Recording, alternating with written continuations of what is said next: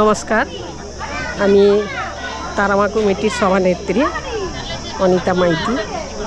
আমরা এই তারামায়ের কমিটি, আমাদের জন্ম তারিখ হচ্ছে 30 বৈশাখ।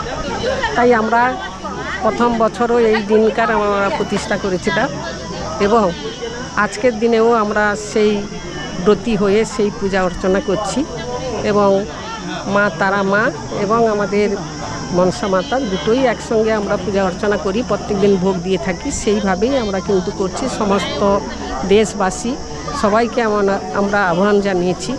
আমরা আজকে যে যত ভক্ত আসবে সবার জন্য মহাভোগেরও ব্যবস্থা করেছি। মায়ের চরণ ধুলি ধোয়ার ব্যবস্থা হয়েছে। যেরকম হয় সমস্ত উপকরণ যেরকম থাকে সমস্ত কিছুই আমরা কিন্তু আজকের করেছি এবং এই অনুষ্ঠান খুব সুন্দরভাবে আমরা হয়ে থাকে। মানুষের সাগরদ্বীপবাসী যেভাবে আগ্রহ, যেভাবে এই তারামায়ের প্রতি তাদের যে একটা ভক্তি, সেই ভক্তি সহকারে তারা এখানে এসে পূজা অর্চনা করে থাকে।